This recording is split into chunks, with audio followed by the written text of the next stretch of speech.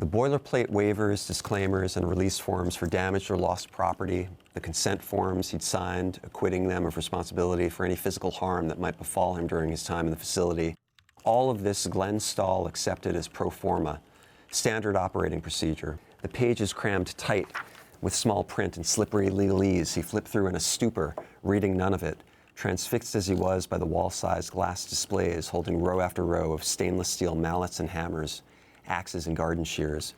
Should you panic? But this isn't a panic room, Glenn interjected. Yes, that's correct, but should you panic, explained the concierge, identified as Brad by way of laminated name tag. We allow you to make an emergency phone call. Indeed, Glenn had selected Brad weeks before his visit, combing through a binder of potential guides like a casting director looking to populate a Lifetime holiday movie. Glenn instinctively pointed to the headshot of a young man who'd reminded him very much of himself, 25 or 30 years before. The same nondescript white dude looks, the same non-committal Mona Lisa smile, suggesting neither mystery nor contentment, so much as indecisiveness as to what one might present to a camera lens. Glenn slid the clipboard over. So your heart rate and blood pressure look pretty normal, Brad said, coolly checking the readout from the instrument clamp on Glenn's finger. We're going to want to raise those a little bit. Here, the concierge took a general inventory of Glenn's physiognomy. The Just for Men, is that like a regular thing for you? Maybe once a month I'll touch up my sideburns, nothing major. Use it on your balls too, or just your scalp, Boomer? The concierge asked, eyes pinned to the monitor. No, I've never done that. No manscaping at all, huh? What about your wife? What'd she say?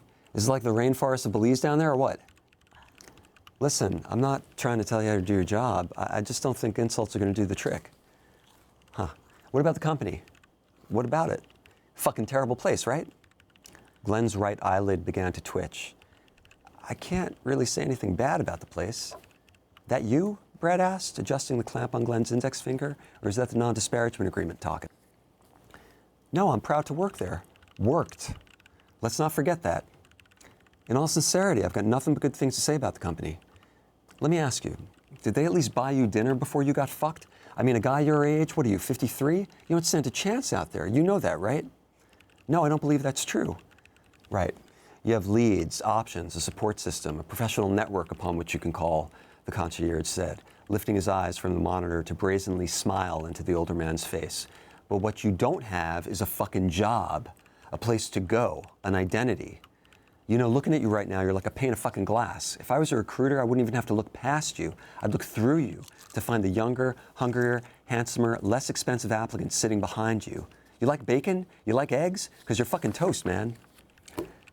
I just don't accept that's the way things work out. The concierge consulted the readout. Much better. Your numbers are way up, Mr. Stahl. You are now invited to repair to your room. You see this? That was the question asked of him 3 months earlier in conversation with Paul DeMonico, his work frenemy. Glenn studied the internal communications missive that had just infiltrated his iPhone, along with those of the company's other 15,000 employees worldwide. And you recognize why this is scary, right? Delmonico asked. Because 1,500 is a conspicuously round number. 537 colleagues based in Bangalore, focused on back office operations. 321 on the digital team in Dublin. Something like that has some specificity, some strategic rationale, some valence to recommend it. But this, a big, fat, juicy round number like that, tells you it's just a bunch of cock-sucking, number-crunching accountant motherfuckers plugging figures into a spreadsheet. 1,500 out of 15,000? That means 1 in 10 is getting their heads fitted for the guillotine. Glenn's eyes scanned the world's greatest dad mug he'd received from the kids for Father's Day. Its incriminating falsehood turned away from them. This denialism in sharpest contrast to the firm's titles he so fiercely protected and embraced during his 26-year climb up the corporation's greasy pole. He reached past the mug and began pulling at Globby, the plasticine desk toy he won in a White Elephant holiday gift exchange and daily tormented, stretching the gray figure's jellied 3-inch form until it descended to 9.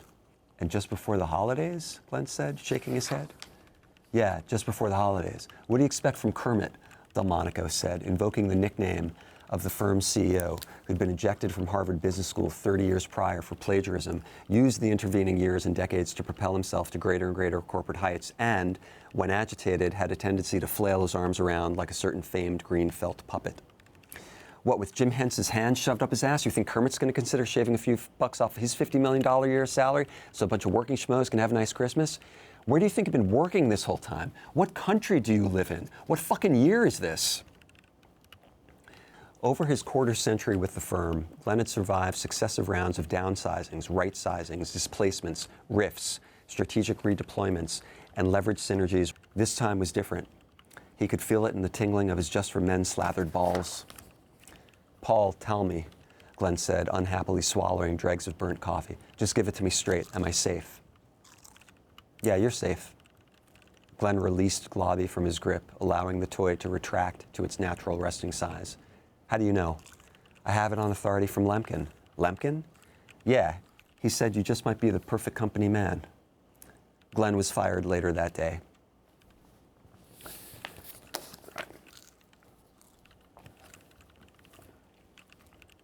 Does experience predict language, or does language predict experience? Sometimes you had to look at language to see what language was telling you, like alarm clock, the first moment of one's workday beginning in an animal state of fear and panicking survival mode, or the power of a single comma. All you can eat. A colonial call for communal celebration following 7 years of famine versus all you can eat, the compulsive consumerist promise that an individual might eat away one's pain and sexual failure by loading upon his plate, say, a dozen chicken fingers, a slab of quiche, some lobster claws, and an ice cream sundae. Language and experience, experience and language. These were the thoughts that occurred to Glenn when he first stepped foot into the arena that had been specially prepared for him. His grandparents had belonged to the first generation to indulge in leisure time. His parents had amusement parks. During his own relatively happy and unfettered suburban childhood, Glenn had experienced the joys of playlands and arcades. Not so his brats, who had inherited a landscape of chat rooms, escape rooms, and now this newest, most depraved incarnation, rage room. There was no metaphor in that one, no subtext that required tweezering out, no scratch and sniff meaning awaiting floral release. The term explained itself. People were walking around, your friends, your family members, your work colleagues, those who served you food and with whom you shared the road in some tentative and miraculously maintained social contract. These blessed souls were moving through their lives with so much anger, bias, vitriol, hatred, and contempt that for sport, for entertainment, for the sheer propulsive emotional ejaculation of it, they'd voluntarily don the laboratory goggles and zip up the hazmat suit. For an hour of unfettered fun, they dole out $50, $75, $100 for a chance to go Zorba the Greek with a stack of dinner plates, to interrogate with a baseball bat the interior cathode ray tubing of an old black and white TV. The homeless howling uncomprehendingly on the subway, the smoothly polished indignation artists on Fox News and MSNBC, he could feel the anger bubbling up in him on a cellular metastasizing level, wasting precious minutes on customer service lines being shunted between automated menus, culminating near certain disconnection. Having exhausted bowling, go-karting, and mini-golf as team-building exercises, a couple of years ago, the company had treated them to a session at the batting cage, a crummy early incarnation of the Forum in Gowanus, Brooklyn. "Not the toaster," Delmonico said promptly, reflexively, when shown a catalog of items marked for destruction. If forced to say, probably the thing Delmonico most enjoyed in life was toast. While his colleagues gave themselves over to the smashing of pre-Diluvian flipped phones against a wall, stomping underfoot an old HP printer, Glenn remained in the rage room's corner and silently observed. Indeed, he was filled with something close to sadness and nostalgia, staring down at the old transistor radio that had been provided him, the kind his father used to listen to AM talk shows on when Glenn was a kid. Glenn was unable to bring the hammer down on it. He felt no desire to destroy the device. If he could have, he would have cast this relic in bronze to preserve it forever. This new place, however, was no ordinary rage room. "As you take some time to plot the next stage of your professional journey," began Stacy, sweet, scripted Stacy from HR, who'd come to console Glenn on the day of the great scything, "and you consider how you might reposition yourself externally, I hope you'll consider the host of services the company makes available to you as part of your exit package, including our special concierge service for H-level executives and above." "Am I being fired, Stacy?" Glenn asked. "As a couple of grown-ups who've known each other for a while, am I allowed to use that word?" I can't speak to that, Mr. Stahl, but what I can tell you is that reductions in force are an occasional, if unfortunate, necessity the company must implement from time to time as we look to progress our strategic agenda for the benefit of our clients, shareholders, and other stakeholders. Among the benefits of a severance package, which included 3 months' pay with full benefits, one that caught Glenn's eye was complimentary access to a service that sounded very much like a high-class kind of rRoom. From the glossy brochure, simulacrum was no plywood shack, no windowless cube. What HR had offered upon delivering the news of the defining calamity of Glenn's middle-aged life was top-notch, extravagantly rendered, bespoke barbarity. "What would you like to destroy?" the promotional copy asked. Across the brochure's pages were beautifully staged photos of actors in theatrically rendered settings, one resembling a childhood bedroom, another a doctor's waiting room, another a snaking supermarket checkout line culminating in a cashier whose expression bypassed boredom to achieve an almost Buddhistic quality of detachment. The grace note was the dummies, life-sized mannequins affixed with photorealistic faces. There was the bearded, bespectacled, Freud-like figure about to be strangled by a couch-leaping patient caught in mid-projectile, a MAGA hat-wearing mannequin being impaled upon the Confederate flag he'd once waved, a smug pedagogue at a parent-teacher conference treated to a number 2 pencil-induced tracheotomy. The ultimate life cleanse, the brochure promised, eschewing juice fasts, colonic enemas, and vaginal steamings in favor of something deeper and more psychologically trenchant. Here there is no rage, the final words of promotional copy sing-songed, only riddance. "Sign me up, Stacy." For 3 months, he'd hidden the news of his termination from his wife and children. How would he tell them? How would he explain the news to his family? Marjorie, his wife of 19 years, Tyler, his Buster Keaton-faced, anime-haired 16-year-old, and Wendy, the bug-eyed, TikTok-addicted, baton-twirling 13-year-old girl. They already considered him a blowhard and a buffoon, daily expressing their casual contempt for him in a million little ways. Their indifference to him as a sentient being, even a meager physical presence in their lives, held the rough equivalent of room hum. How had this happened? The singular miracle of his and Marjorie's lives.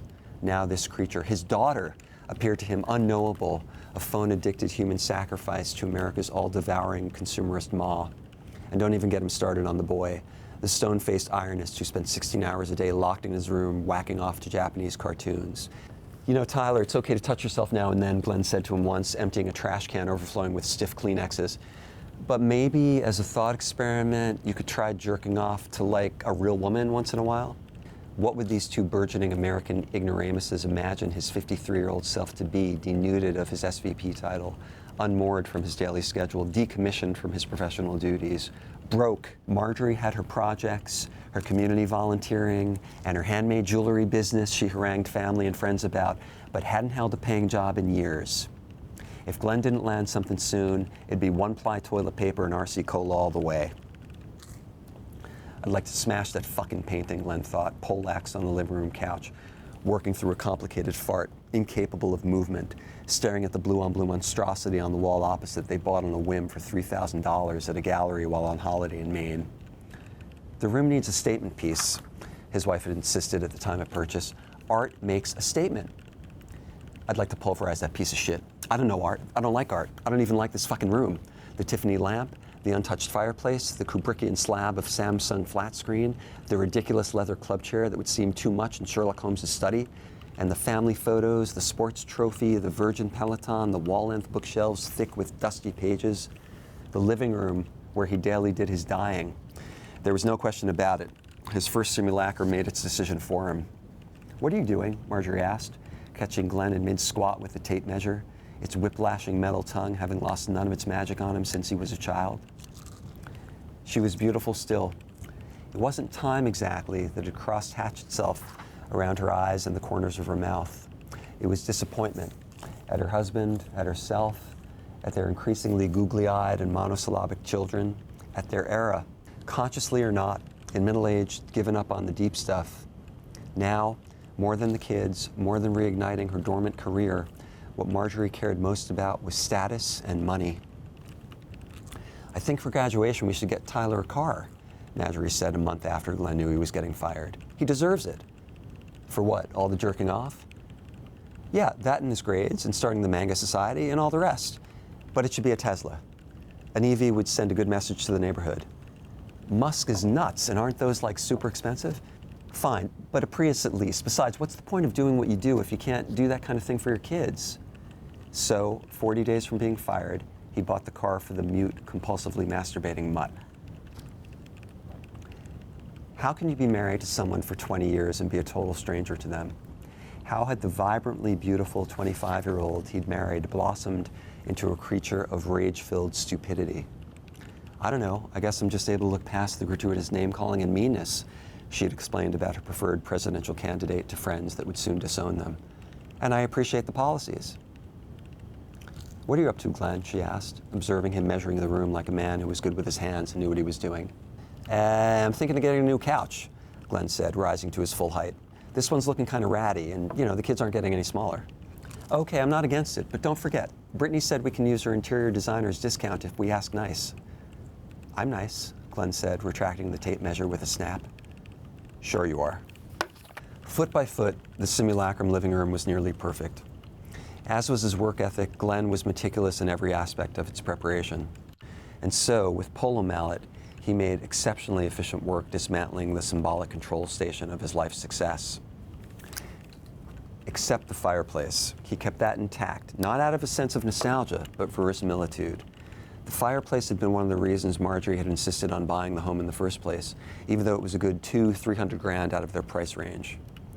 After 4 or 5 uses that first happy month, however, the room's centerpiece had sat untouched, unmolested, empty of log, devoid of crinkly newspaper sculpture, free of ash and char. Visions of floor-bound love-making sessions, reveries of holiday marshmallow toasting, hopes of a new Friday night s'mores tradition, all these had been scuppered. In its emptiness, the fireplace sat there, the void a symbol only of man's useless conquest of the elements. If the simulacrum team had captured everything about the living room in all its piquant detail, uncanny were the mannequins. Assembled around the room, in various positions of repose, were life-size dummies upon which photorealistic faces had been applied to make obvious the members of Glenn's family.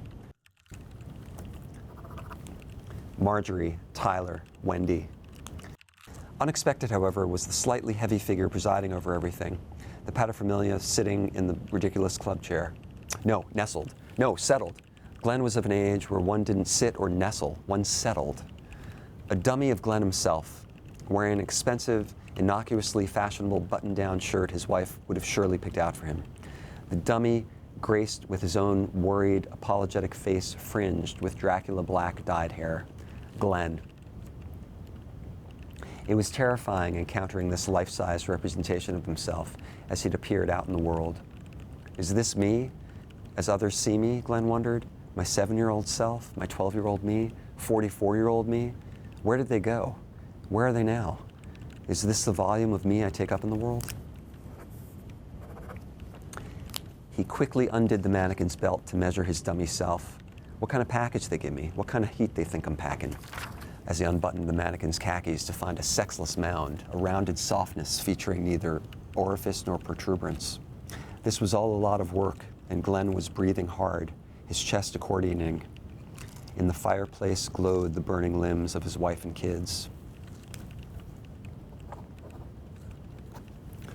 Alas, this first fix was only temporary. Next up was his childhood bedroom. I gotta go deeper, Glenn thought. Forget the Truman Show shit. Fuck Marjorie and the kids. I'm 53. I'm unhappy. So what? Everyone who's 53 is unhappy. Nothing special there. But childhood, those scars at least have some uniqueness, some individuality, some topspin to recommend them.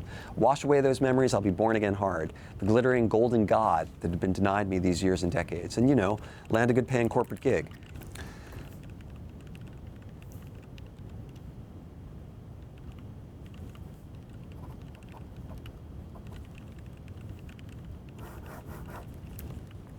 Thing is, it's got to be Christmas time. That's when my dad got fired, Glenn explained to Brad about the terrifying event. Glenn's father had been a stern man, a Korean War veteran who never talked about it, a nondescript man in a hat who didn't say much but would offer some assessment about once a month that would flatten you with its penetrating insight and lack of cant. Your mother, he confided to Glenn once, is an unhappy woman because she doesn't believe the thing she feels she has to believe in. Glenn's father carried his depression around with him like other men carry a suitcase. Kids, his father said from the kitchen table that day, 7-year-old Glenn came home from school and was surprised to find his dad home at 3 in the afternoon. You should prepare yourself for a more modest Christmas this year. And that was how he'd broken it to them, that he'd been fired. His father was rarely the one to put him to bed, but he made a point of doing so that night. "It'll be okay," he said to Glenn, rubbing his hair, his breath hot with the pleasing, not unfamiliar smell of brown liquor. "Everything will be okay." And it had been. They'd pulled through. Christmas had been simple back then, but no more. "We're hiring Wally again this year, right?" Marjorie asked, soon as the calendar flipped to October, asking about Wally's winter wonderland, the professional set designer guru from Bushwick, who each holiday season made a pirate's treasure, adorning affluent houses with trees and wreaths, lights and creepy animatronic Santas, minions and Grinches, Rudolphs and baby Jesuses. The embarrassment they'd experienced, the killing social mortification of being the only home on their block that hadn't been professionally tricked out for the holidays for 10 or 12 grand. "Glenn, I ran into Nancy at Whole Foods the other day," Marjorie reported after all the tinsel had come down. She commented on the, quote, "interesting minimalist choice we made for the holidays," end quote. "Glenn, promise me next year we're getting a tree big enough for that twat to see from outer space."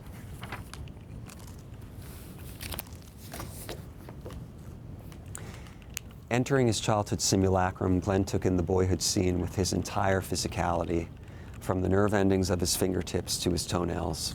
It was all there.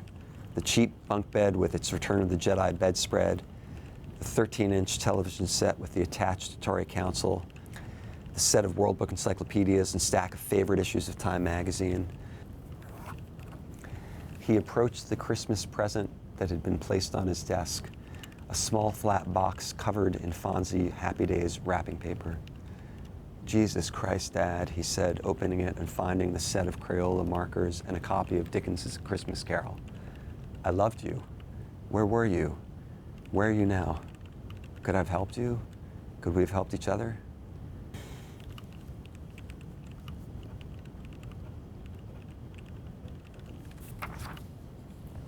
The waterworks, when they arrived, were phenomenal.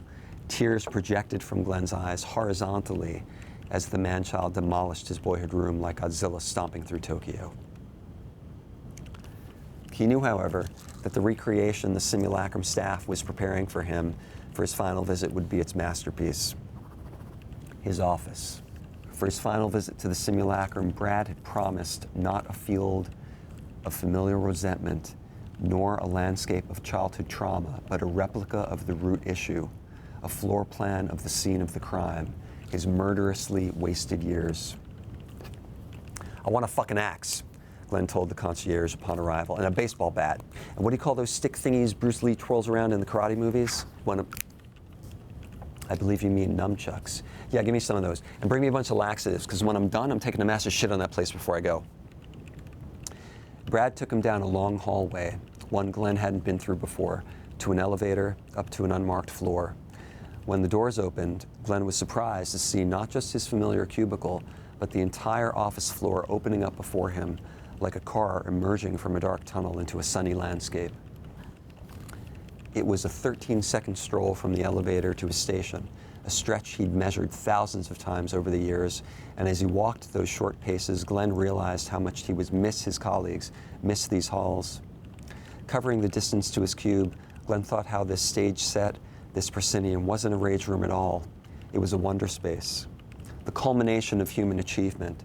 The office was a jewelry case display of a world of things made, of phlegm-yellow fluorescent lights, of dullest air conditioning hum, of tinted windows that rendered the world beyond dreary and unreachable. This field of order, routine, camaraderie, and purpose was his very own diurnal garden of earthly delights. This was no psychological stage for destruction, but a canvas worthy of protection and restoration. Something was spreading within Glenn as warmly as an infant or bedridden elder peeing himself, and it wasn't rage. His heart was gladdened for his life, his circumstance, his work, the socioeconomic historic matrixing that had landed him in a sensorium such as this. Is this heaven? Glenn asked, surprising himself with the audible question as he reached his cubicle. He sat down in his ergonomic office chair. How they'd thought of everything, how his superiors had thought of everything for his comfort and enjoyment. He picked up the phone, its mouthpiece somehow possessing the familiar smell of his own breath, and hit 0. Brad, I think I'm ready for my call now. It was already 6:45. Most Fridays, Glenn tried to catch the 5:23. Marjorie would be expecting him home by now. Hey, babes, he said to Marjorie, deploying a term of endearment he'd retired before the kids were born. I know it's a little late, but I didn't want you to worry. Where are you? His wife asked in a good imitation of concern and impatience. I didn't recognize this number, and there's like this weird echo. It's hard to explain, Glenn said, but I'm in a good place. I'm exactly where I want to be. Listen, I love you and the kids very, very much, and I've been fired. Honey, you're not making any...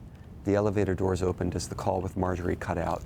Footfalls and the swishing of work clothes, sounds of laughter and chit-chat, human noise from pairs of people. There was Brad, of course, but also Fogelman and Watson, Bonnie and Megan, Tully and Adler, and a dozen more, longtime Confederates and muddling along. There was even Stacy, sweet, scripted Stacy from HR, who parted the throng Heston style to present to Glenn his promotion package.